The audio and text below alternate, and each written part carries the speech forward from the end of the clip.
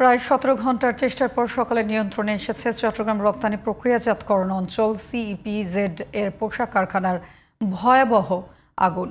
এই অগ্নিকাণ্ডে কেউ হতাহত না হলেও ভবনটির কিছু অংশ ধসে পড়েছে। ঘটনা তদন্তে পৃথক দুটি তদন্ত কমিটি গঠন করেছে ফায়ার সার্ভিস ও ইপিজেড কর্তৃপক্ষ। চট্টগ্রাম থেকে হুমায়ুন কবিরের রিপোর্ট, ছবি তুলেছেন বাসুদেব।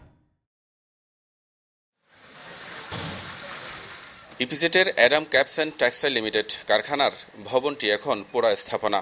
১৭ ঘণ্টার চেষ্টায় শুক্রবার সকাল 7:30টার দিকে এর ভয়াবহ আগুন নিয়ন্ত্রণে আনে সেনাবাহিনী, নৌবাহিনী, বিমান বাহিনী ও ফায়ার সার্ভিস সহ ২৬টি ইউনিট। কারখানাটিতে মেডিকেল সরঞ্জাম তৈরির দাহ্য পদার্থ থাকায় আগুন নিয়ন্ত্রণে আনতে বেগ পেতে হয় বলে জানিয়েছে ফায়ার সার্ভিস।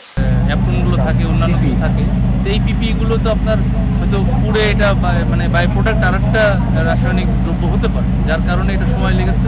আর আরেকটা ইস্যু ছিল যে ফ্লেমের কালার দেখলে বোঝা যায়, ফিল্ম দেখলে বোঝা যায়, স্মোক দেখলে বোঝা যায়। এগুলো আমরা ধারণা করছি যে এখানে হয়তো বাই প্রোডাক্ট রাসায়নিক কোনো কিছু থাকতে পারে। এদিকে রপ্তানিমুখী কারখানাটি নির্মাণে ত্রুটি ও অগ্নি নির্বাপনে যথাযথ ব্যবস্থা ছিল না উল্লেখ করে ৫ সদস্যের তদন্ত কমিটি গঠন করেছে ফায়ার সার্ভিস। ১৭ ঘন্টা ভবনটা যেহেতু জ্বলেছে, এখন ভবনটা নিরাপদ না। আমরা যার কারণে এখন যে ড্যাম্পিং কাজটা আমাদের চলছে, আমরা ড্যাম্পিং কাজের মধ্যে আছি এবং যেখানে যেখানে আমাদের যে আগুনের ফুলকি বা আগুনের স্তূপ রয়েছে সেখানে আমাদের লোকজন এখনো কাজ করছে। ভয়াবহ আগুনের ঘটনা তদন্তে বাংলাদেশ এক্সপোর্ট প্রসেসিং অথরিটি ব্যবসার পক্ষ থেকেও তদন্ত কমিটি গঠনের কথা জানিয়েছেন ব্যবসা পরিচালক। আমরা ব্যবসার পক্ষ থেকে তদন্ত কমিটি গঠন করেছি। আমাদের এখানে একজন ফায়ারের একজন পরিচালক, একজন আমাদের অবসরপ্রাপ্ত পরিচালক, আমাদের চট্টগ্রাম ইপিজেড এবং কর্ণফুলী ইপিজেডের ফায়ার কনসালটেন্ট হিসেবে উনি নিয়োজিত আছেন। উনি নিয়মিতভাবে বিভিন্ন ফ্যাক্টরিতে ফায়ারের কমপ্লায়েন্সগুলি মনিটর করেন, অডিট করেন এবং ওনার তত্ত্বাবধানে আমরা একটা কমিটি করব।